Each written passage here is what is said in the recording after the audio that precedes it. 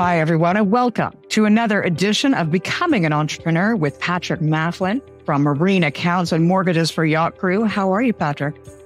Very well, Rhea. Thanks for having me back on your show. It's a pleasure as always. How are you? It's actually your show.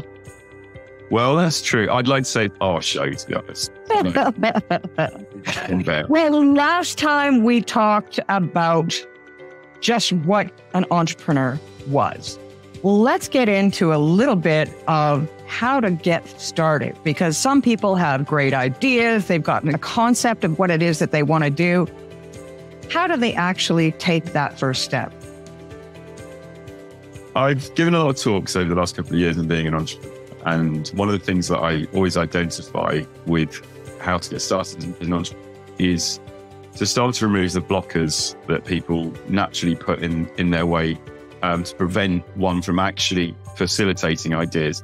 Obviously, it's important to come up with an idea in its first instance, but you've got to facilitate that and actually drive forward and make it happen. I can't tell you the number of people that I have sat in a kitchen with or been at a dinner party with who will regurgitate the same conversation 5 months later that I had regarding a business idea and still have made no progress. I think the most important thing if you're quite serious about going to business, is you need to be quite formulaic about your approach. And in some respects, the easiest way to do that is to condense your ideas down into a business plan. Yes, well, that's something that I never did, but it is wise to do. I guess for me personally, I don't sort of sit around and create my life map. I just kind of jump right in, but that's not necessarily the right way to go about it, is it? No. In 2006, I came up with an idea for a product. It was actually skateboard wheels, bizarrely, but I didn't write a business plan. I didn't look at the durability of the model. I didn't look at the cost per unit. I didn't do anything that you should have done. Ultimately, I brought this product to market. It cost me a lot of money. We sold very limited units and the business basically shut in under a year because I didn't do my homework, plain and simple. But like any entrepreneur, you take lessons from your knocks. And I think taking that knock in those days was really beneficial to me, because what it enabled me to do moving forward was draw from the hard lessons I'd learned in that failure and actually come up with my own version of a business plan. I guess for me, because I knew radio and I knew media, and that was something that I'd done my entire life. There wasn't any need for investment. It was more just effort and work. And that's an interesting point that you raised there, because when I've previously written business plans, I've looked at it I've been very, very analytical about the way I've looked at the requirement for capital to be invested in the business model. Having to invest hard capital means that you've really got to have quite a lot of skin in the game.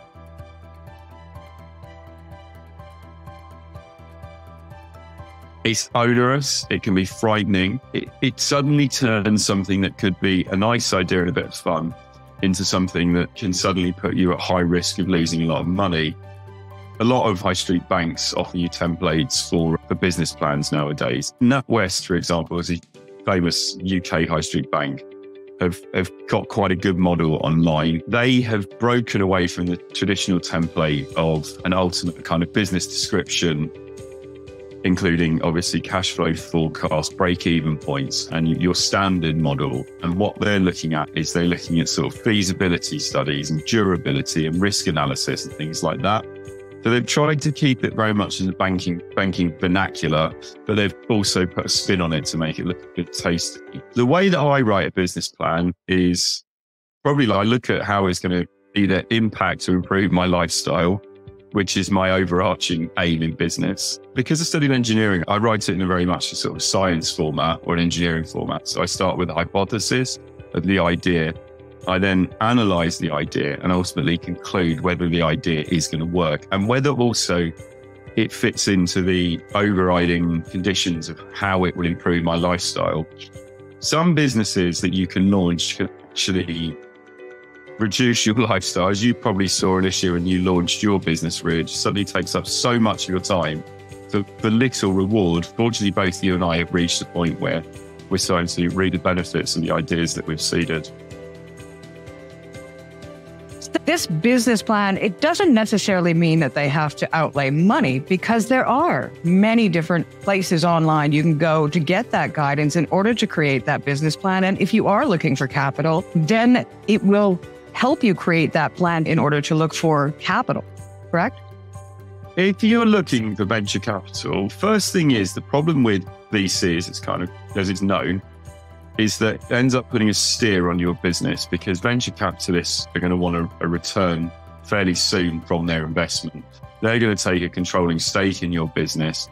And really, when you first start up, you don't actually know what the value of your business is. You've got to be careful when taking on venture capital. Secondly, the business plan that you need to present to venture capitalists is very different to the initial business plan that I would write in the days when I was working on a yacht. It's got to be tight. Your cash flow forecasts have got to be fairly accurate. But when you're first developing or conceptualizing a business, it's difficult to actually have tight numbers. And obviously, it's difficult to accurately forecast break even. When you start, I think it's important to try to have a different business plan formula as the one I'm suggesting, so that you can start to flesh out an idea and critically analyze it as to whether it's viable or not. Again, going back to the NatWest model, they look at feasibility studies. What I'm proposing here, and what I use myself, is more of a feasibility study model, so that you can work out whether the concepts actually have viability or not. And once you've got that, then you can start to transpose those ideas into more of a standard business plan formula that you can present to venture capitalists. But furthermore, what you need to look at is whether you want to go into a sort of a needs or wants-based business. I've launched businesses in response to a one-year demand, when during COVID, for example, I started offering accommodation on yachts. But within a year, that business had pretty much died, because it only serviced the staycation market that was currently available in the UK during COVID. And there was no real way to diversify that business model. The other businesses that I've set up are needs-based, where demand is fairly stable throughout and just grows incrementally over time. So it is really a matter of just pushing forward, going all in, but within the parameters of making sure that you have a proper business plan. Yeah, there's no harm in going for it. Definitely. And I think a lot of entrepreneurs do, and their appreciation for risk is very different to most people that have normal 9-to-5 jobs. The only danger if you go for it with a capital rich business is that there is a lot at stake. And certainly, having had my fingers burned on more than one occasion on capital rich companies, I've certainly framed my goals around the way that I structure businesses so that I don't have so much skin in the game. Patrick, I want to say thank you again for your time, and I look forward to the next session. Thank you very much, Ria. You've been watching another edition of Becoming an Entrepreneur with Patrick Mafflin from Marine Accounts and Mortgages for Yacht Crew. My name is Ria. I have been your host. We'll see you again next time.